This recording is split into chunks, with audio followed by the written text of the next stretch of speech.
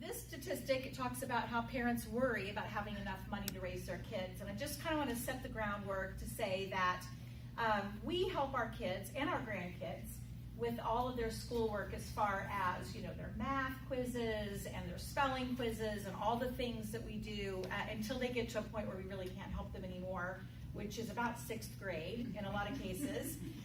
But one thing that we don't talk to them a lot about is about personal finances, and that's something that we can, and they're really looking to us for that guidance. They're looking at their parents and their grandparents for some of that guidance. Parents worry about having enough money to pay for their college education more than any other financial concern. I don't know if you would agree with that or not, but it is a concern. It's expensive to send your kids to college now, and but also I just want to underline parents worry because we just worry. We worry from the time they're born, and we keep worrying when they're 28 years old and older, so it just comes with the territory. And you probably have parents that are worrying about you today as well. Brad and I talked about that, and my mom tracks my location to see where I am, and I found a place for lunch today, and she said, "Oh, I see you're at the Liberty Tower Mall," or whatever, so she still worries. It never stops. One of the things is that our kids, we can start talking to them about personal finance, although that sounds very formal, but we can start talking to them about that at a very young age. By 4 or 5 years old, kids understand that they need to pay for things that they want, things that they need. They understand the whole money and that coins have different values. How many of you are familiar with Junior Achievement? Is that something that, okay. So I've taught with Junior Achievement. I'll fall back on that in just a moment, but they do a really good job of coming into the grade schools and really introducing the idea of money and coins and value and all that, because I don't know that it would be taught necessarily in the curriculum if that wasn't there. And so we're going to talk about that again here in just a second. 84% of the teens report looking to their parents for information about how to manage money. This is a statistic actually from Junior Achievement. And what this really says to me, it reinforces that teens are looking at parents. They're looking at us for guidance. However, 34% of parents say that their family's approach to finances is not to talk about it.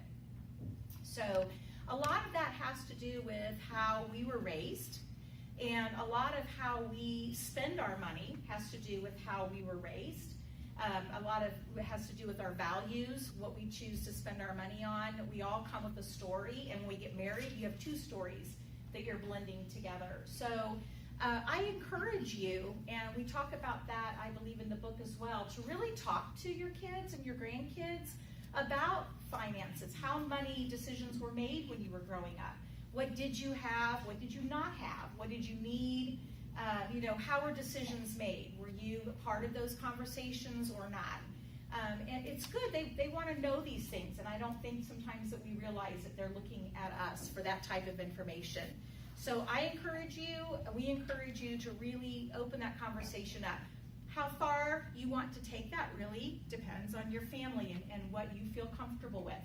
I'm not saying that you want to let them know how much your mortgage is necessarily. It's just talking about finances and about how we make decisions. I want to point out here, this is kind of a side note. My dad, I'm from Kansas City, and my dad was born in Kansas City, Missouri, and his mom ran a boarding house. So growing up, he had nothing. He lived on the east side, and he didn't have anything, and he didn't even have a room of his own. So the room he slept in was if they had an empty bedroom somewhere in the boarding house. And a lot of times it would be on the living room floor or something, because that's what my grandma did to make money, is she ran a boarding house.